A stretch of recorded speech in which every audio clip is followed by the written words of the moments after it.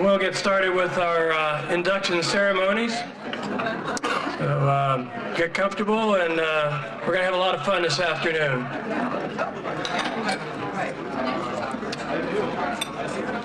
It is my indeed pleasure to serve as sort of the MC of this afternoon's induction ceremonies. Obviously, we're here to honor Coach Jim Svoboda, the head football coach at Nebraska Wesleyan for 6 years. And it's certainly an honor for me to be a part of this ceremony. After taking over as the head coach at Nebraska Wesleyan at the age of 27, Jim Svoboda began his tenure in 1987 and would coach for 6 seasons, compiling an overall record of 51-20. During that 6-year period, he had the highest winning percentage of any football coach at Nebraska Wesleyan, 72% of his games. He led 3 Plainsman teams to 3 Nebraska-Iowa Athletic Conference championships, and 3 of his teams qualified for the NEI playoffs. The Plainsmen dominated the NIAC schools under Svoboda, winning 29 out of 37 games. The most successful season was 1989. They won the championship of the NIAC, finishing with a 9-1 record, running off 9 straight victories. They shattered school records for total offense and points per game. The Plainsmen advanced to the NEI Division II playoffs, defeating Chadron State 46-43 in double overtime for the lone postseason victory in school history. Wesleyan ended that year in the NEI quarterfinals, finishing the season ranked 7th in the final NEI poll, the highest ranking of any Nebraska Wesleyan team. Jim coached 11 All-Americans in 6 seasons, 9 academic All-Americans, and 2 of his players went on to play in the NFL. On a personal comment, last summer, early fall, probably one of my most pleasurable times at Nebraska Wesleyan. The support of his players, former players' parents, that called me, emailed me, wrote me on his behalf, urging us as a committee to put Jim in the Hall of Fame at Nebraska Wesleyan, was just an unbelievable amount of support. I've never experienced that in my over 35 years in athletics at the college level. The records stand for themselves, but I think more important than what I learned through all those communications was what he meant to people as their mentor, as a teacher, and how he influenced their lives and helped all of you have the success that you have today. And to me, that speaks just volumes of what Jim is all about and why we're honoring him today. His presenter, and we normally have a presenter, couldn't be here in person. Jay Bubak is who was presenting for Jim. And Jay is, as he says, and you'll see a video of his speech, is halfway around the world as he lives in Kazakhstan. And we're very grateful that Jay was able to take some time and is going to share some comments with us about Jim and his candidacy for our Hall of Fame. Privyet, Kak dela. Hello, how are you? I am not coming to you from Sochi, but I'm close. I'm coming to you from Kazakhstan, and I'm literally half of the world away from you. But it's a pleasure to be here on video. I hope this works out well, and I wish that I was physically there. It's been tough this week seeing all the pictures on Facebook. I love the mustached Coach Svoboda in the beautiful brown and gold. Coach, I hope you grew that out again for the occasion, that mustache. But I wish I was there. I wish I could tell old stories with you guys. I know the stories always get bigger and better every year. But it's a great, great honor to be able to introduce Coach Svoboda. He obviously means a lot to me. I've been able to get to know him really well over the last 25 years. And just to introduce myself a little bit, my name's Jay Bubak. I played here from 89 to 92, seems like yesterday, but is quite a while ago. But I came there as a strong-armed, athletic, smart, fast quarterback, and Coach Svoboda molded me into a defensive back. So I don't know how all that happened. I guess even Hall of Fame coaches are allowed one big mistake. But as I was looking through, all the records and all the offensive records that were broken and rewrote while he was here, I just kept thinking, like, if you'd have just left me at quarterback, how much better those would have been. And I think you're there, Lindquist, so you know what I'm talking about. I know you agree with me. I think that you probably could have made a pretty good safety.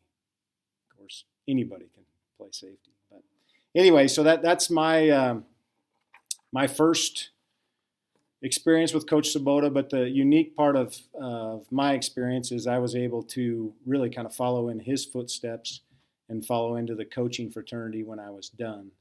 And so that, our ties grew even stronger throughout that time as we stayed in close contact with each other. He helped me get a number of jobs. He helped me get a pay raise one time. You know how those athletic directors are. They never give you a pay raise unless you get offered more money somewhere else. So he helped me with that one time. And so he blessed me with that, but he also cursed me in that I had to coach against him and his offenses. So that was always a nightmare. And hopefully someday we get together and we can coach again together. But about his offenses, I do have a story to tie in here, and it's a Coach Bostwick story. And Sue, I think you're there. If so, I just want to say hello. You know how much Scott meant to me and what a huge impact he had on my life also. So I just want to give a shout out to you. He's unbelievable. But this is a story about Bostwick and Svoboda playing against each other. So they weren't coaching together. Scott was at Northwest and Boda was at Central Missouri, and they were going to play each other. And I was talking to Bosty on the phone. And we were talking about Boda's offenses, and Bostwick was like, I can't imitate him very well. But everyone knows how he has that gravelly voice. But he was complaining about the shifts, the motions, the no huddle, all the smoke and mirrors and all these crazy things that Svoboda was doing. And then he kind of transitioned and he ended the conversation, or he to kind of end the conversation about that, he said, you know what he's doing to signal in plays? He's doing that Oregon baloney. He's holding up these stupid signs with different things on them and codes and all this kind of stuff. He goes, you know what I'm going to do?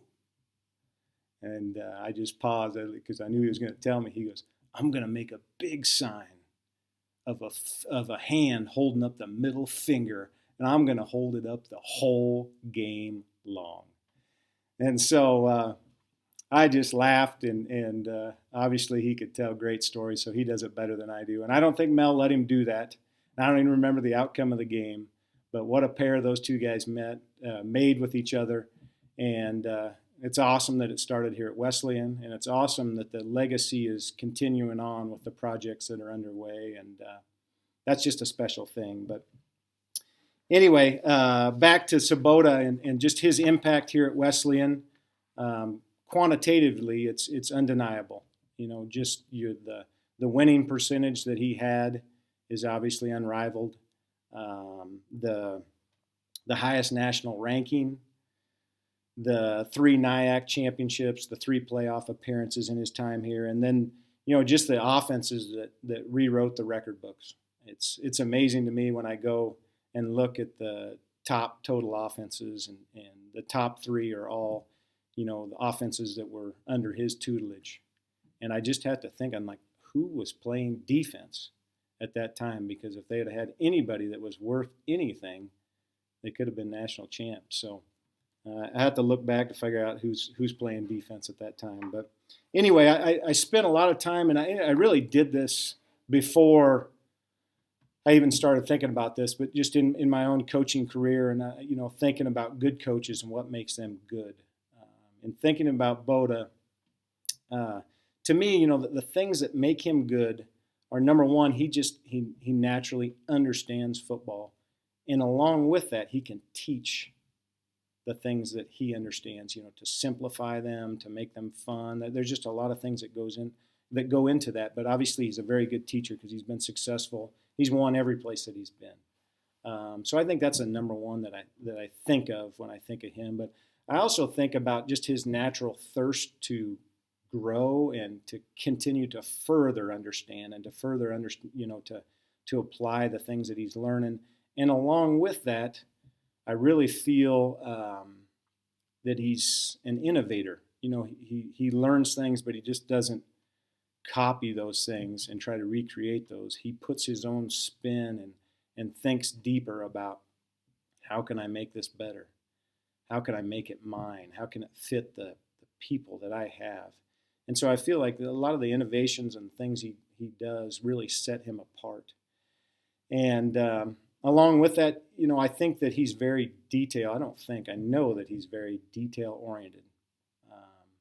From the overall plan to evaluating his own tendencies and the things that he sees in himself that he's got to break, to how he's going to practice and how many repetitions of this and where and how can he use the time most effectively and when are kids going to learn the best and all those things. And in playing against him and thinking about those tendencies and playing against him, it used to drive me crazy when I first started. I would evaluate him and I would try to figure these things out and those things out and all that kind of stuff. But as I grew and went on through the years, I just kind of went George Costanza. Whatever I was thinking, when he was on offense and I was calling defense, whatever I was thinking initially, I just did the opposite. If I was thinking this would be a time to blitz, I'd go, no, I just play base defense and vice versa. So that, I don't know if that worked great. It seemed to work a little bit better, but that's just a little bit of what makes him good, just how well he's organized and how much time he spends on that. But the other thing that I remember from our Wesleyan days, because those are, obviously all the other things I know about him as a coach are from playing against him and just talking to him. But I remember him being very, understand the big picture, being able to, just understand how different people react and how to use his personnel the best. How to, how a weight room is working, agility, all those things, not just recreate and do what someone else is doing, but to think about those things. And along with that, to think outside the box. The one thing that really stood out to me, and I use this, not specific example, but the same concept later on in my coaching was, I remember one time for practice, I believe it was on a Thursday, but maybe a Wednesday, we didn't practice. We showed up and he had Frisbees. And we went out on the fairly new Nebraska Wesleyan Frisbee golf course. And that's what we did. I think he just felt like we were in a rut and that we were kind of focused on the wrong things and football wasn't fun anymore. And it's a long time ago, but I believe that was the same week we were playing, Notre Dame, the Notre Dameites. And I never lost to Notre Dame, so we must have done well, and the strategy must have worked. But just those things to think outside the box and to see the big picture and say, hey, what does this team really need at this point, I think has really separated him from other coaches. And I think one of the most important piece that ties all these things together, because they wouldn't matter without this. You could be a great coach, a great teacher, think outside, all that stuff.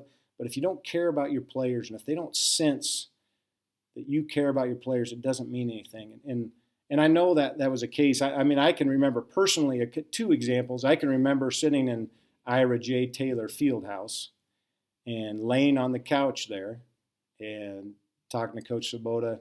And I'm not a guy that opens up. I hated it, but I just needed to talk about girlfriend problems. And so he listened. I can't remember his advice, but he listened. And I also, more vividly, I really remember in my coaching career, I was sitting on the tarmac in Missoula, Montana, and just had lost a heartbreaking playoff game to the University of Montana. And came down to the end and just lost it. And I get a phone call when we're sitting on the plane, and I didn't want to talk to anybody, but I did look at it, and it was Coach Svoboda. And I picked up the phone and talked to him. He's the only person right there. He is the person that I needed to talk to. God had just, I don't know, he just knew to have Coach Svoboda call me. And, it was one of those things that he was probably the only guy that understood what I was going through and how it affected me, and how I was probably beating myself up. Not probably, I was beating myself up. And just that I needed someone to pump my tires a little bit. So, those things set him apart. And, I talked to a couple of the guys, just asked them to relate stories. And Brian Salmon, I hope you're in the crowd, but he related a similar experience. One of the things that stood out to him was before his senior year, I believe, he was really struggling with some personal things. And Coach Svoboda went out of his way to just talk about those things and attack those things and let Sammy get those things out. And Lord knows they were probably a lot more in depth than my things were. I mean, Sammy was my RA, and he used his key to break into my room and steal things. So that kid had, he had all kinds of problems. It's great to see him in the record book too. This is as a side note, but he still has that longest run. And then we need to add the record book that not only was it the longest run yardage wise, but as far as time elapsed, that has to be the longest run in Nebraska Wesleyan history. So those things, I'm sure there's a million stories about how much he's cared and just made a difference that way, and tied the talents he has as a coach to connecting with those players. And I would be remiss if I didn't talk about the last piece of the puzzle, and that's to point Susie out. How important it is to have a supportive and independent wife, because all the things that I talked about before require kind of an obsessive, compulsive person as a coach probably. So she's been able to put up with all those things. And, I remember her having us over for spaghetti on their apartment over by the mall, and, the things that she would contribute. And I do remember, and this may be one of those stories that get bigger with years, but I remember my last game was at Peru State, the beautiful Oak Bowl.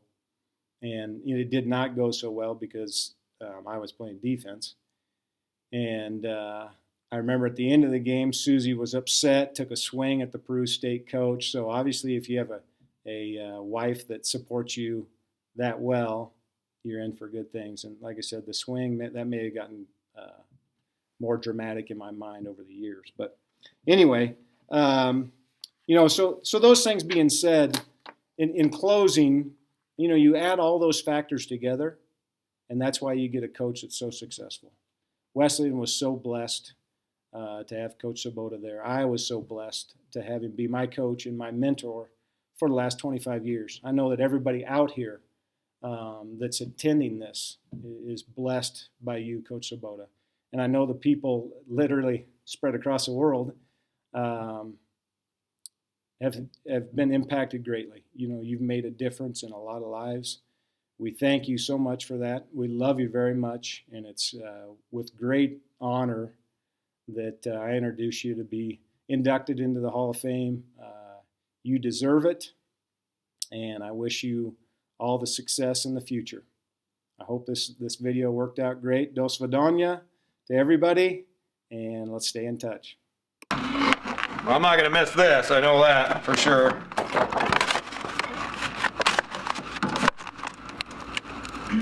How about Jay Bubak? Yeah.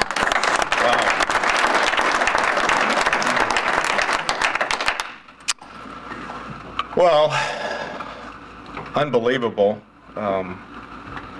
that you're all here. Can't begin to describe how touching that is for me.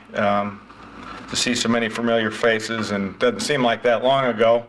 On one hand, it seems like a long time ago, but when I see everybody, it doesn't, and brings back a rush of memories, obviously. But I want to really thank Joe Bunstock and Ira Zeff for making this happen.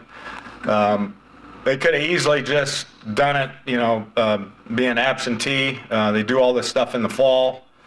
For the rest of the inductees, and Ira, made it happen to make this a special event just for me. And so now you got to listen to a much longer acceptance speech as opposed to 2 or 3 minutes that I saw was on the original schedule. But Let's give them a hand. Ira and Joe, thank you very much. Thank you, Joe. I don't know if Rachel Hadley, is Rachel? She's back there. Rochelle? Yeah. Thank you so much. Rochelle really made all this happen. She organized it. Thank you.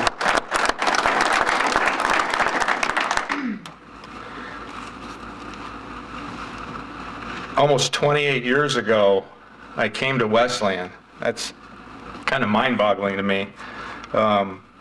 Still have so many memories that remain. In a way, Susie and I grew up here. Well, she grew up. I'm not sure I have yet. Still working on that. But we need to really talk about the stash.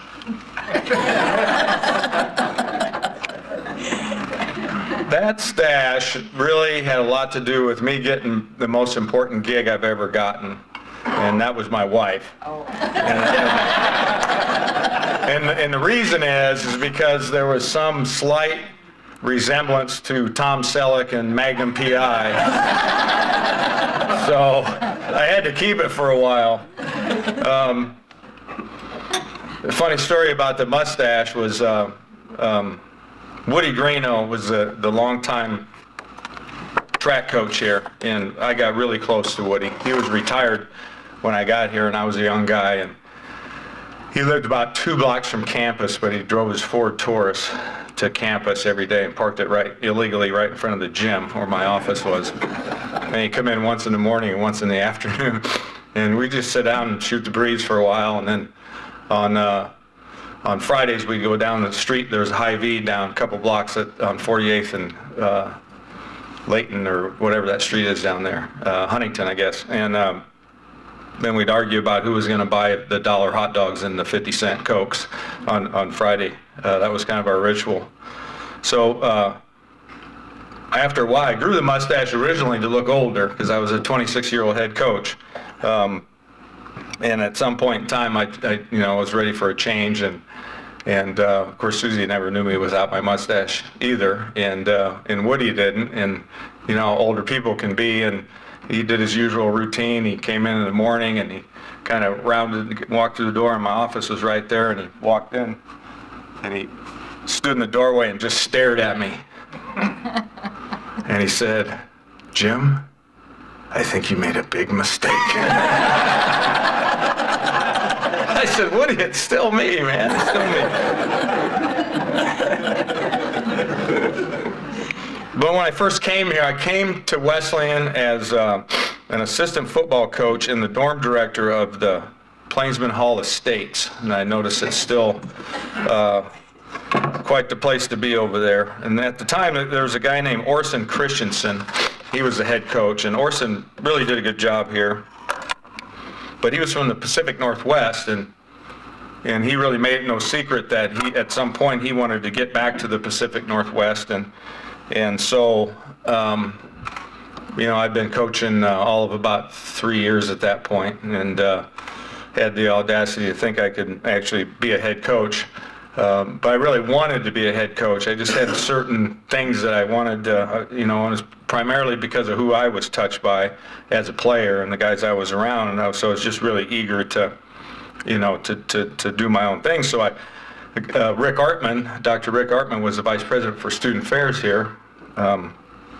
I took him out to lunch, or offered to take him out to lunch, and I just indicated to him that if the head coaching position ever came open, that I thought that I could do the job. And I just wanted to kind of give him a heads up in case it happened. And as fate would have it, Orson got a job at Eastern Oregon, so he had the opportunity to go back to where he was from, and suddenly Wesleyan's looking for a head football coach. And something in Rick Artman, who was a young administrator at the time, I think we had a lot in common, and Jerry Schmuddy saw something in me, and maybe it was my incessant begging that had something to do with it.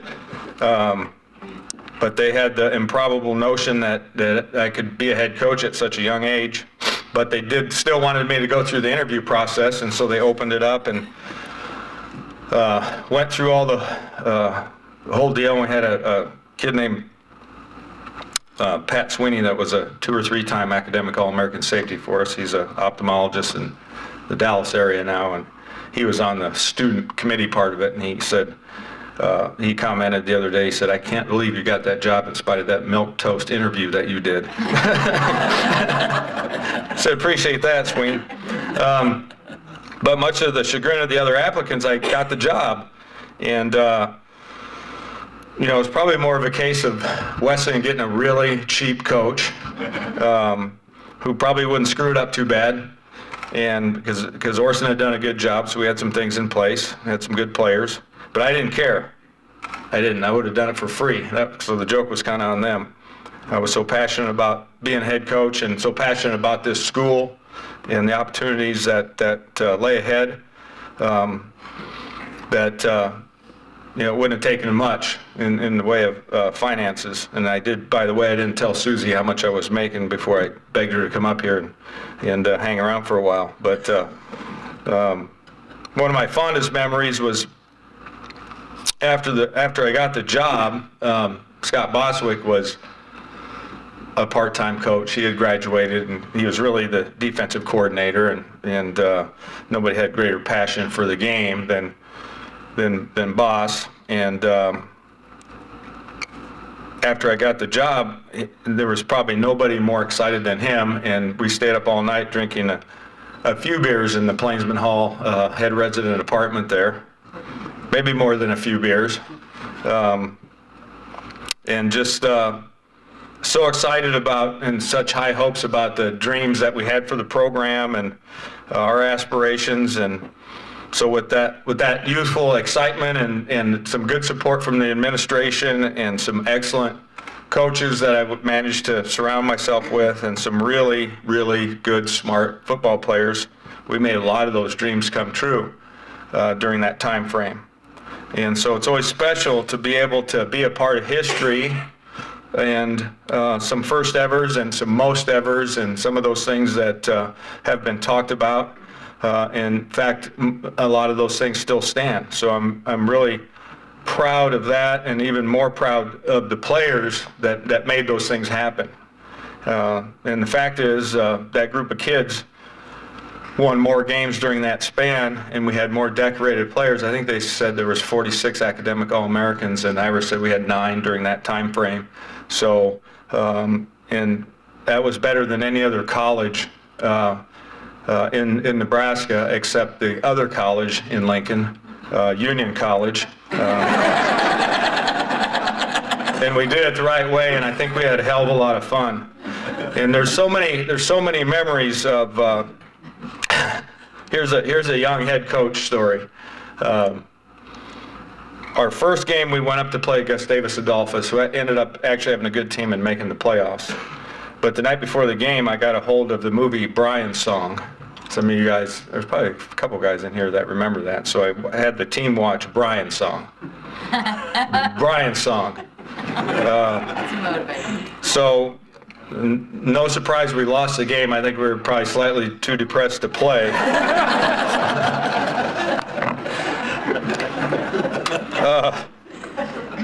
We talked about, I shared the story about Woody. That's one of my, just really loved that guy and was really blessed to have him around for most of my time here.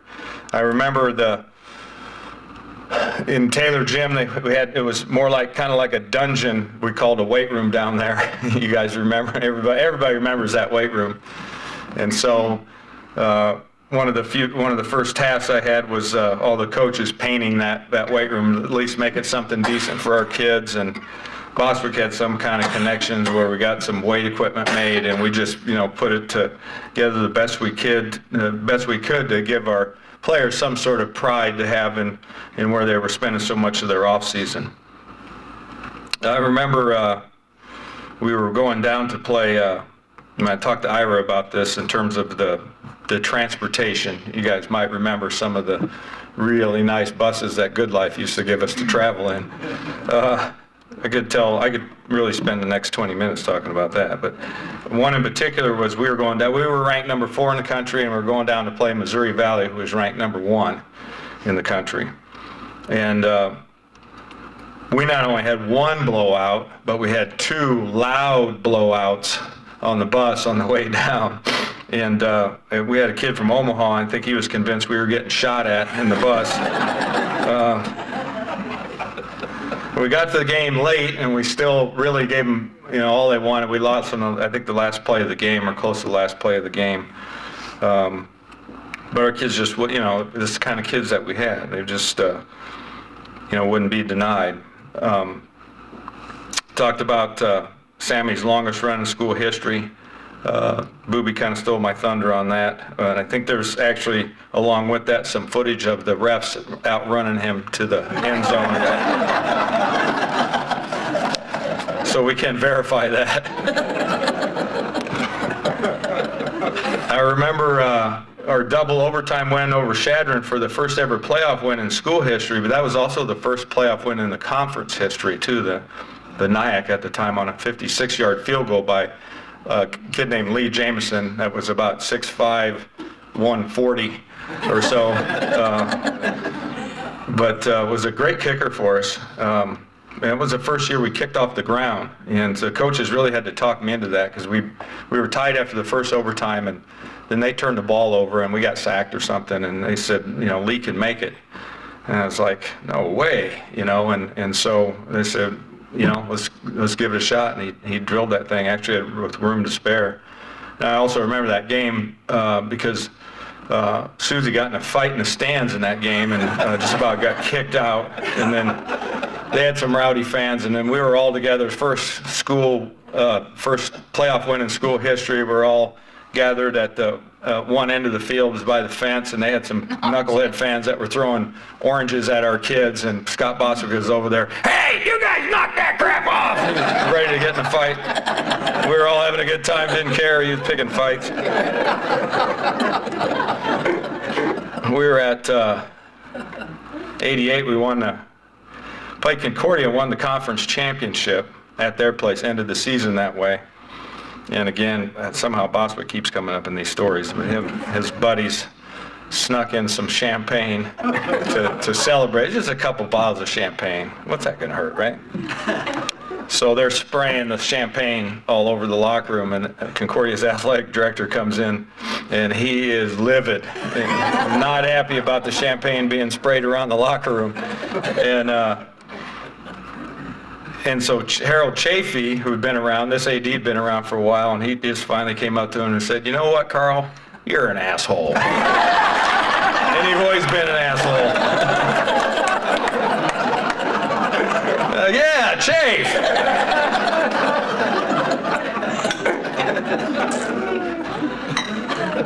I remember I had a team rule that if you weren't on the bus at departure time, you get left behind, regardless of who you are. And then I remember driving down Huntington, watching our best player drive up the other way. He might be in the room.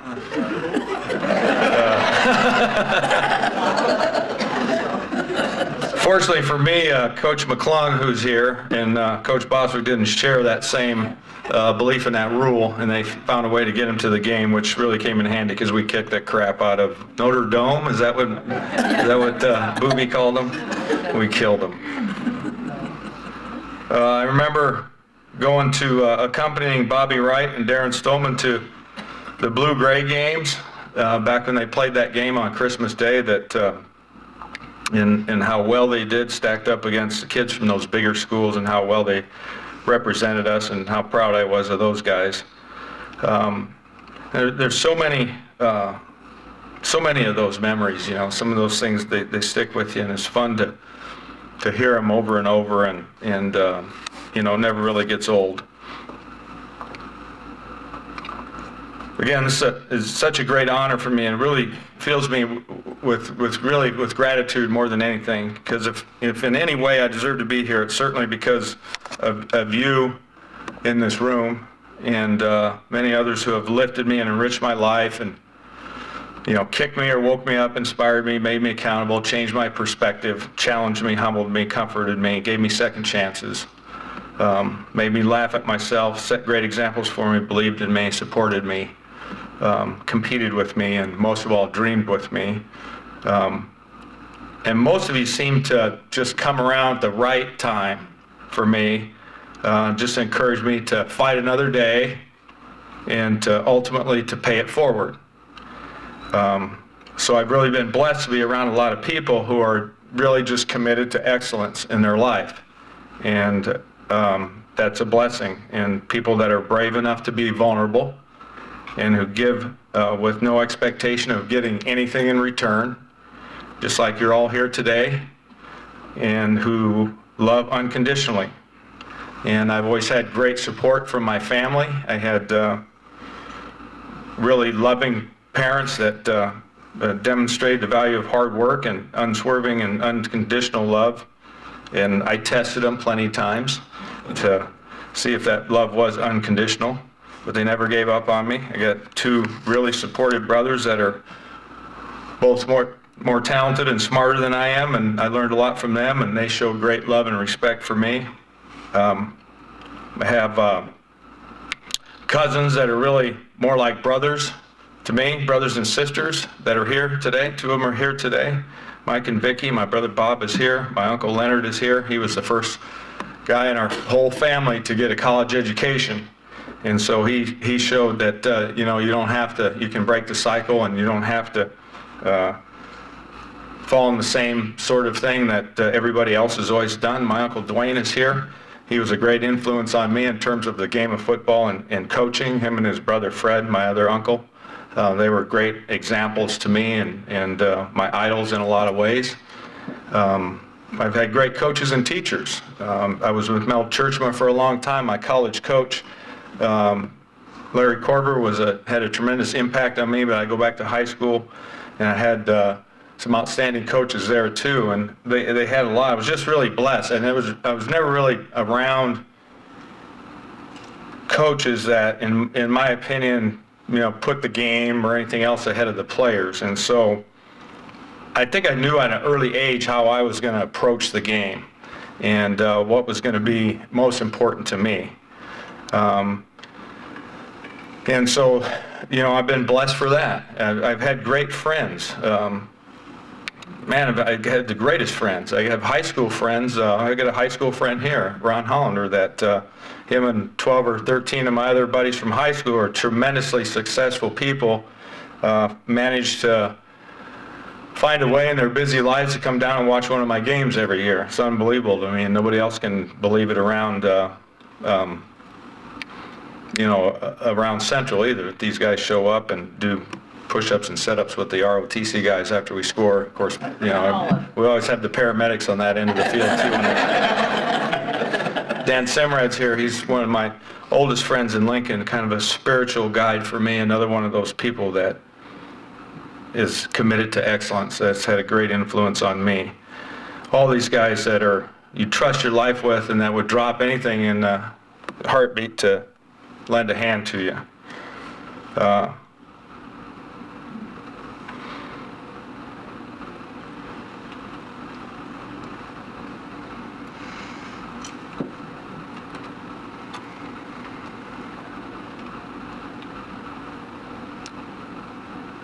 I have the best wife. And Wesleyan's where we started this crazy thing. As soon as I got the job, I told her, you need to move up here and see if this is a lifestyle you want. And then after that, it's your own damn fault if you stick around. So she packed up all her stuff, didn't know anybody in Lincoln, and been by my side ever since. And you know how hard it is to take a Texas out of a girl. And she's always been the biggest and rowdiest fan and missed one game, home or away, my whole time here. That's Susie.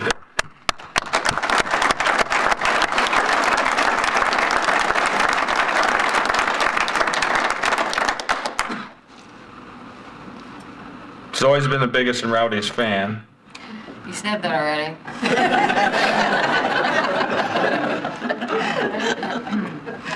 haven't seen her, I know you've heard her for sure. Booby talked about the coach's wives and being independent, but more than that, it's really kind of knowing the deal, because when you start off in this gig, most of us don't start off making six figures, that's for sure. Makes more like four figures.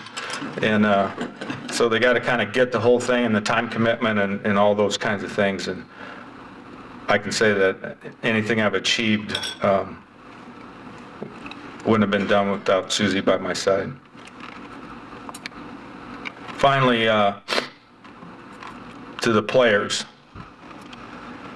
Seeing so many of you guys here is unbelievable to me, and you've enriched my life in so many ways, and I've really learned a lot from you. I've been the beneficiary in the coach-player relationship over the years, without a doubt. I've always felt like that's a two-way street, and to see how well you're doing now and the difference that you're making in other lives is just about the best thing that you know, a coach can feel. And for so many of you to take a little bit of time to share the positive and meaningful experience that you felt you had during that time at Wesleyan means more to me than you possibly can imagine.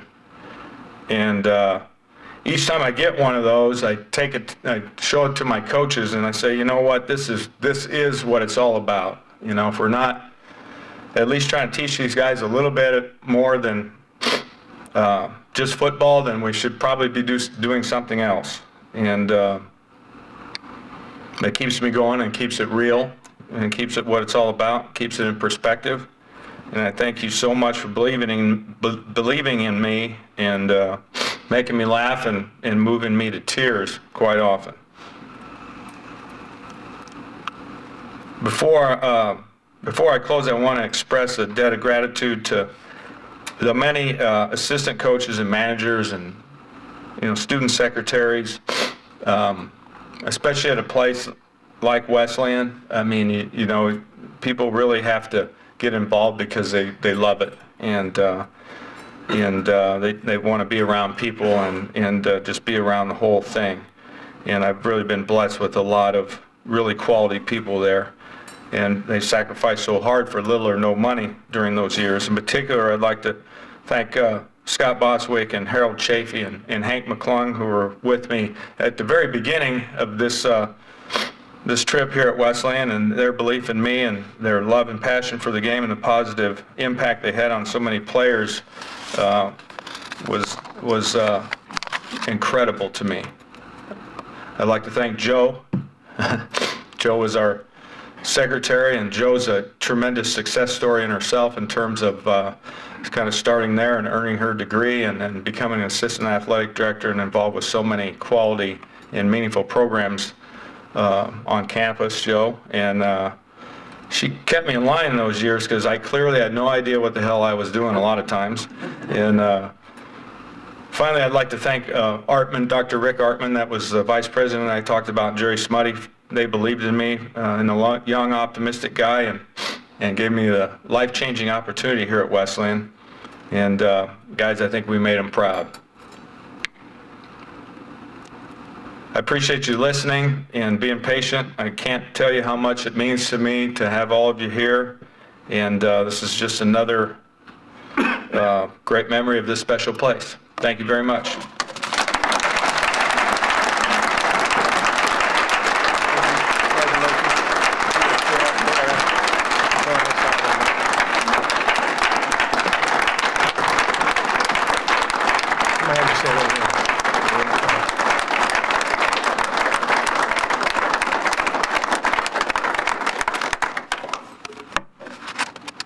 Thank you. Be seated.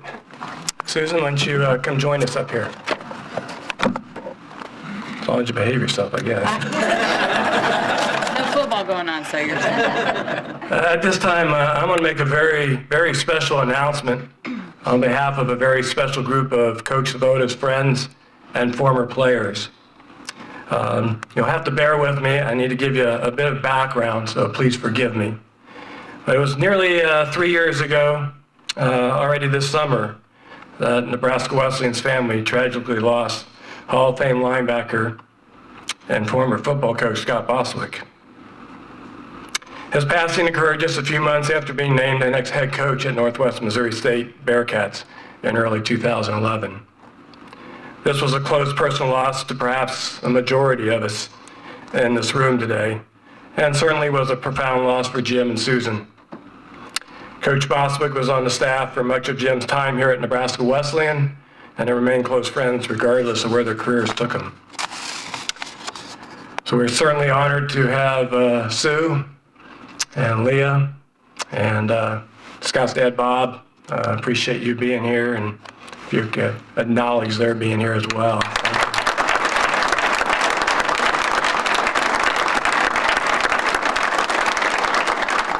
As many of you know, in the wake of that tragedy, an outpouring like no other came to our football program to honor and pay tribute to Scott Bostwick and his family. This outpouring today is most evident in Bostwick Park, a new tailgate and barbecue area at the southwest corner of Abel Stadium that has literally transformed our Nebraska Wesleyan football game day experience. Friends of Scott Bostwick, mostly former teammates and players, many of you are in the room today, but also many parents of our current football players raised over $90,000 in Scott's honor to make that park a reality. It has changed our campus. In addition, there's been another $150,000 raised, again under the leadership of former players and teammates of Scott, and that they've placed a permanent endowment called the Scott Bostwick Coaching Support Fund, the proceeds of which the Bostwick Fund will be used exclusively to provide financial support for the football coaching and recruiting at Nebraska Wesleyan. This is a huge need of ours, and really, really do appreciate the support of this program. I don't want to embarrass Jim and Susan, but I think it's important to note that they were very generous supporters of the Bostwick Fund, and I certainly thank you for that. We're very proud to have Jim and Susan's name associated with our university in this way. I also want to thank Jim's current assistant football coach at Central Missouri, Hank McClung. I think Hank and Rhonda are both here, and they were also stepped up and were initial contributors to that, so thank you again. If you'll help me thank them.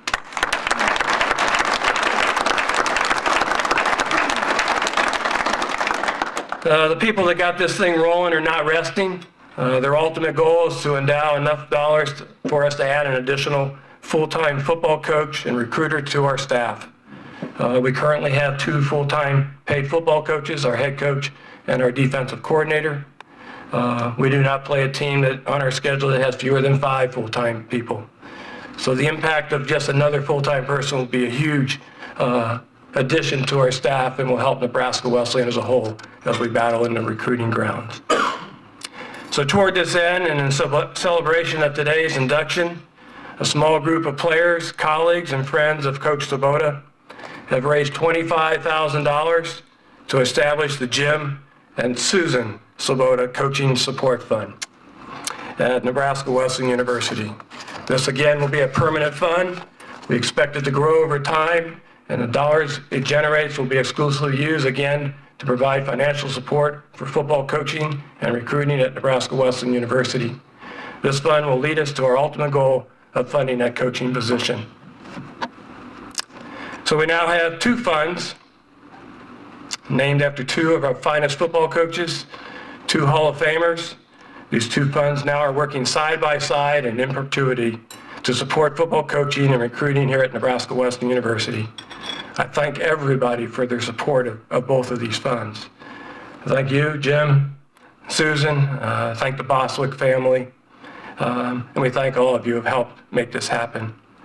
Jim and Susan, I present to you the Jim and Susan Svoboda Coaching Support Fund at Nebraska Wesleyan. Thank you.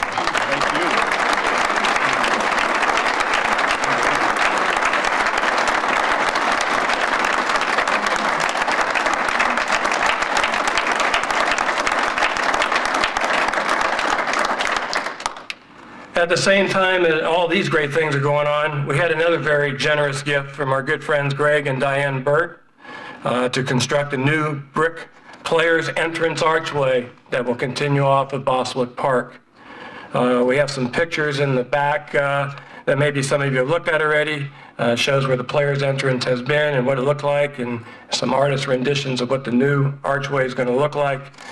It'll be dedicated this fall, and again, it'll be a great tradition to add to the Boswick Park that we now have. I believe Greg is here. Where's Greg at? Greg's way in the back. Greg, we thank you so much for your support of this program.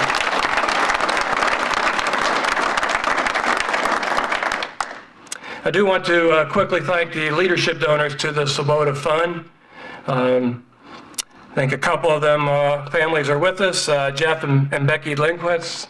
Where's Jeff? And thank you so much. Brian and Julie Salmon, thank you for your support of that. Along with them, not here today, are Will and Lori Armstrong of Grand Island, Jay and Crystal Bubek from Kakistan, Ben Halls of Kearney, Jason and Blair Light of the new general manager of the Tampa Bay Buccaneers, and Bart and Tricia Stitzel of Windermere, Florida. And our latest contributor is Mel Churchma, former head football coach at Northwest Missouri State. Yeah. So thank you all for doing that. Really appreciate that.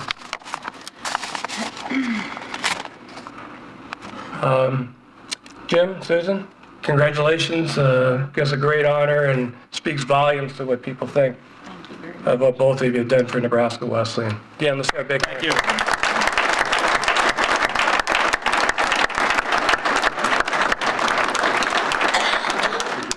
I appreciate your indulgence and allowing me to spend some time presenting them to this and getting this fund started.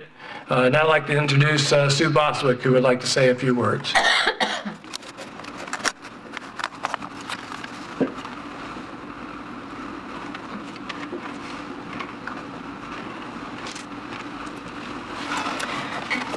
I really didn't want to say a few words. I was asked to, so I will for you, Jim. I can't pass up the opportunity to talk about the stash either. Susie may have seen Magnum P.I. I always remember seeing a little Burt Reynolds mixed with Geraldo.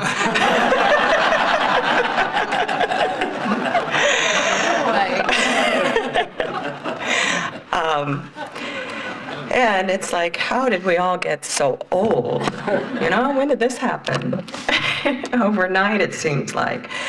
But I remember back in the day when you were sporting that stash, and it wasn't just Susie that you attracted, but I seem to recall an exciting afternoon in the football office when a brick came through the window with a note on it from some unrequited person. I don't know if you ever heard that story. No, I didn't.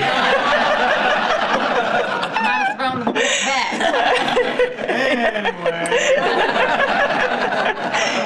From the way I heard the story, he was innocent in the whole thing, but yeah. And then I remember a morning finding Hank McClung on my kitchen floor with a pot roast resting on his stomach. But we've all grown up, and here we are now. And I just was here during those growing up years. I also was waiting for my husband to grow up, and I could say he never did. It was great being here and meeting Jim when he came to Nebraska Wesleyan, and Susie followed him shortly after. Jim and Scott had an immediate bond. They were like brothers from another mother from the minute they met. They had mutual respect for one another's knowledge of the game, love of the game, and just love for one another. And it was apparent from the beginning until today. I also kind of wanted to talk about the independence of being a football wife. And I was part of that sorority for many years. And for the last 2.5, I've not been, and I never thought I would miss it, but I do miss it.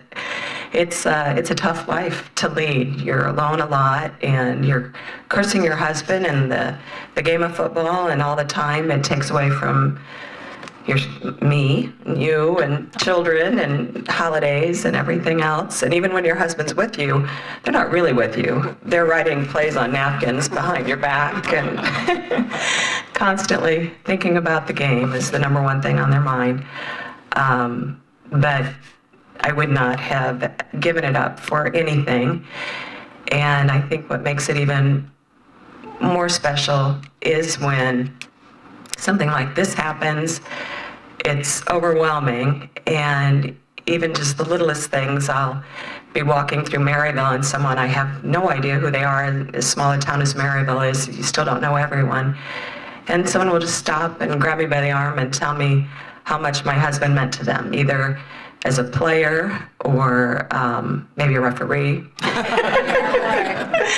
or a fan that enjoyed his antics on the sidelines, or mostly though when the players come back and they share with me how much a part of their growing up and molding themselves into adults and men and who they are today, and they attribute that to Scott and to Jim and to the other coaches. It's something that it just keeps on giving, I guess. His legacy will just keep on giving, as will Jim's. And this is phenomenal, what you all have done here at Wesleyan in Scott's memory, and now to have Jim a part of it. The coaching, of course, is their passion, and to enable Wesleyan to hire another coach will be monumental for this program. I mean, the success that the program has achieved with only 2 coaches, I had forgotten or didn't realize how lopsided the staffing was here. But this will certainly help, and I'm so glad you're a part of it now with Scott. Thank you.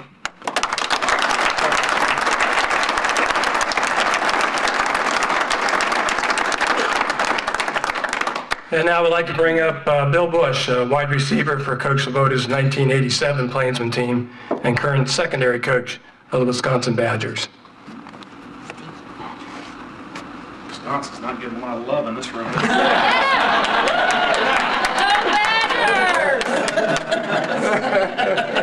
I'm not from Nebraska.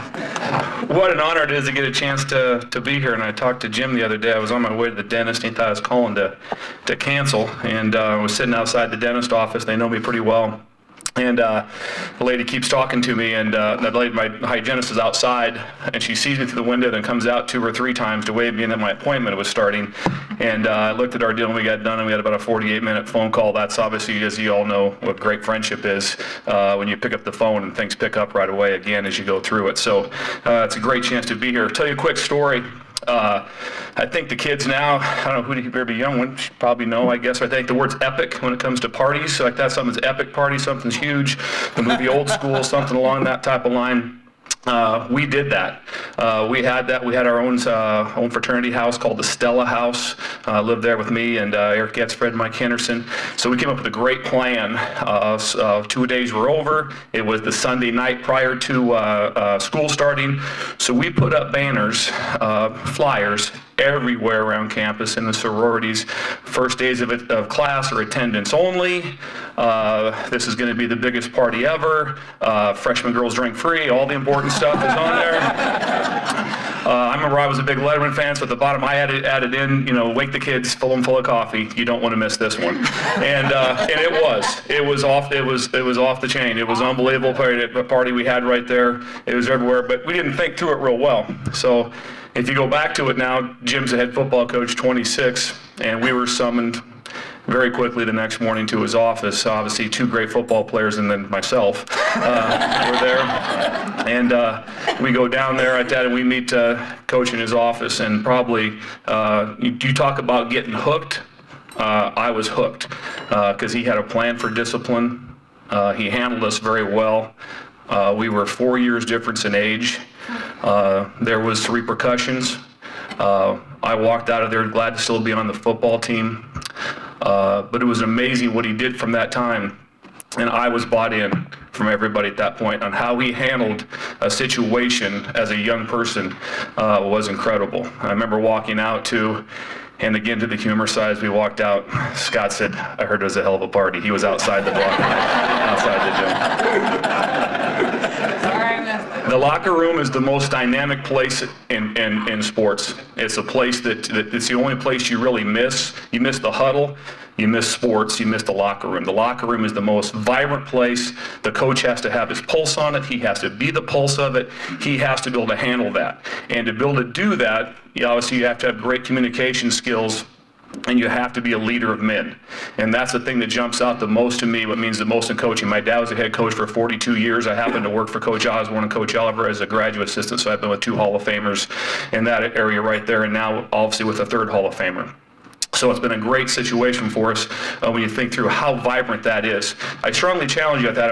I'm nuts with my kids and my players. We're always on. We have a group thread that we're always texting back and forth. And immediately I heard Bill Parcells' induction into the Hall of Fame last year, and so I immediately got a hold of my kids and said, you have to watch this thing. If you ever get a chance, it's on YouTube, and watch it. The last 6 minutes are amazing. He talks about everything that he went through in his life and how he went through it.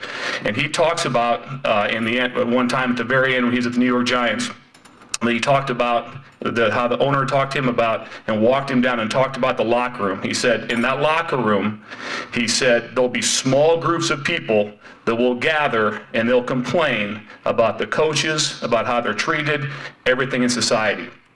The other people will gather as a team and they'll be victorious. And that's what stands out the most of what Jim did, was at his age to be able to pull a team together and have the vibe of that team to have that kind of success. Because the thing you need to understand about the Hall of Fame, okay, any Hall of Fame that there is, okay, if you are a great talent, you can get in, okay? If you are a great talent, there's no special wing in the Coaches Hall of Fame. Jim's in the Coaches Hall of Fame. There's not a play caller area. I was great with travel area. It's all encompassed. Okay, so you have to have that kind of high character to be in that situation right there, and that's what stands out. I couldn't wait to be here. I love him to death. I hope he still has a bottle of champagne that I gave him on the last day I was there. Right there. I knew when I brought it.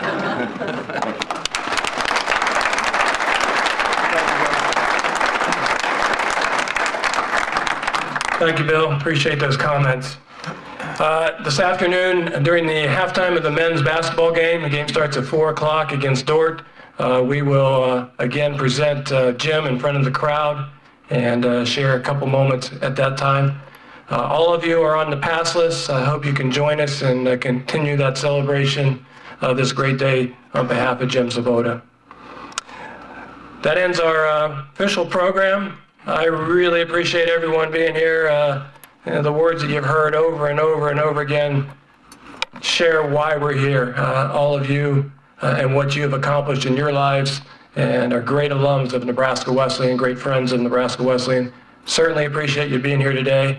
And Coach, congratulations. What a great honor it is for you and Susan to be a part of our family forever. Thank you. Thank you.